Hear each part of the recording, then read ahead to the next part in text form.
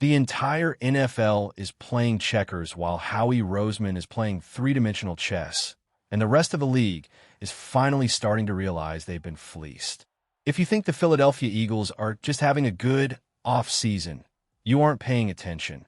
This is a masterclass in roster manipulation that should have every other GM in the league shaking in their boots. Before we dive in, smash that subscribe button if you want the fastest NFL updates on the planet. While teams like the Las Vegas Raiders and the Tennessee Titans were sprinting out of the gate on day one of free agency, throwing around $300 million like it was monopoly money, the Eagles stayed silent. It felt like a disaster to some fans, right? You see the big names flying off the board, the massive contracts being inked, and you wonder if the bird is going to sit on their hands. But there is a method to the madness. History tells us a very specific story. The teams that win March rarely ever win in February. Overpaying for talent in the first 24 hours of free agency is the fastest way to ruin a salary cap for the next 5 years. Howie Roseman understands something that the desperate GMs don't. To be a perennial winner, you have to draft, you have to develop, and you have to be the one who strikes when the market cools. We've seen the blueprints before. The Chiefs, the Patriots, even the legendary dynasties of the 70s and 80s, they didn't build through desperate spending. They built through patience. By waiting out that initial explosion of cash, the Eagles allowed the market to set itself at an inflated rate, knowing that once the dust settled, the real value would emerge. But wait until you hear how this patience landed them a Pro Bowl talent for pennies on the dollar. The biggest evidence of this wait and strike strategy is the acquisition of Riq Woolen. This is a guy who has been an absolute nightmare for wide receivers since he stepped onto an NFL field. We're talking about a physical freak, height, length, and 4.2 speed. He was a Pro Bowler as a rookie and led the league in interceptions. Yes, he's had some growing pains and some penalties that make you pull your hair out, but the talent is undeniable. The Eagles desperately needed a shutdown presence opposite King instead of overpaying a middle-of-the-road veteran. Howie snagged Woolen on a one-year prove-it deal worth up to $15 million. But here is the kicker. His cap hit is only $3. $4 million. While other cornerbacks like Alontae Taylor are pulling in $20 million per year on long-term deals, the Eagles got a higher upside player for a fraction of the cost. Who's to blame for the rest of the league letting this happen? Drop a name below. If Woolen plays like the superstar we know he can be, the Eagles look like geniuses. If he struggles, they aren't tied down to a massive, cap-clogging contract. It is a low-risk, massive-reward move that most teams are too scared to make. But the roster moves are only half the story. Wait until you see the magic tricks Howie is doing with the actual bank account. How does a team that started the offseason with barely $12 million in breathing room suddenly find themselves sitting on $40 million in cold, hard cap space? It feels like a glitch in the system. Right now, the Eagles are 10th in the league for available cash, which is insane when you consider the talent they already have on the roster.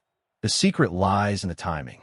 You can't just move money around the second the season ends.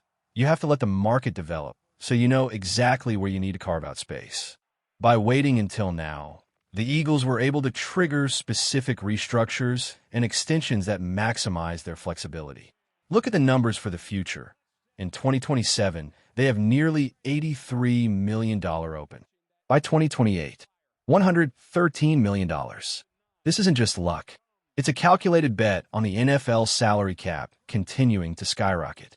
Howie is pushing money into future years when that money will represent a smaller percentage of the overall cap. It's like buying a house today, knowing your salary is going to triple in 5 years. But which players actually took the hit to make this happen? The answer might surprise you. The Eagles' front office treats the salary cap like a Rubik's Cube. They look at a contract like Jordan Davis's and find a way to open up $8 million instantly. They go to Michael Carter and renegotiate a deal to save another $9 million. Even Landon Dickerson's massive extension was structured in a way that actually helped the team's immediate bottom line. Perhaps the most brilliant move was how they handled the tight end situation.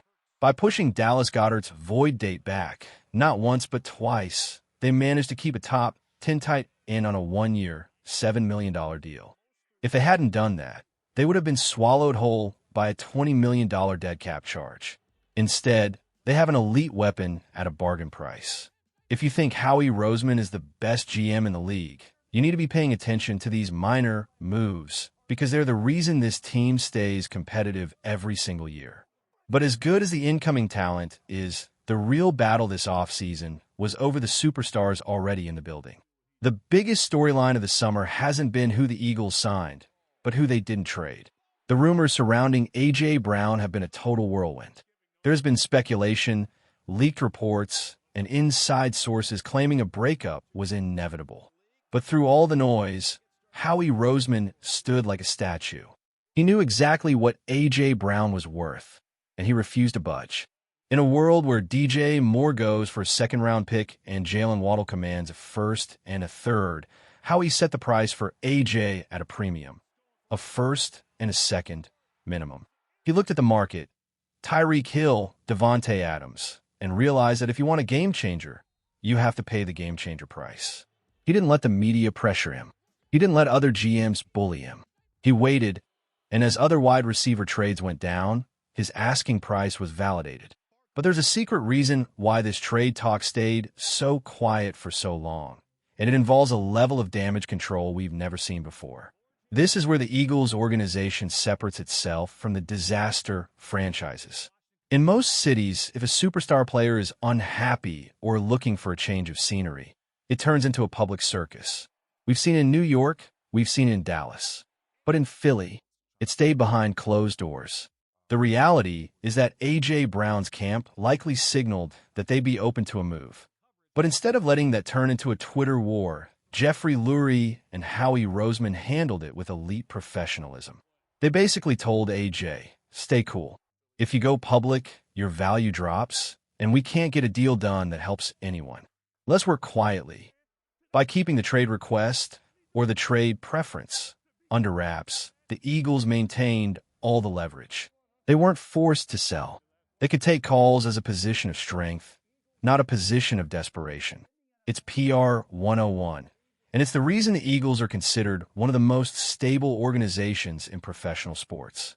They protect the player, they protect the brand, and they protect the draft picks. The roster is set, the money is right, and the superstar is still in midnight green. Howie Roseman didn't just win the offseason. He reinvented how you manage a modern NFL franchise. What do you think is the most masterclass move Howie made this year? Let me know in the comments. I'll be back later with even more updates as the draft approaches, so don't go anywhere.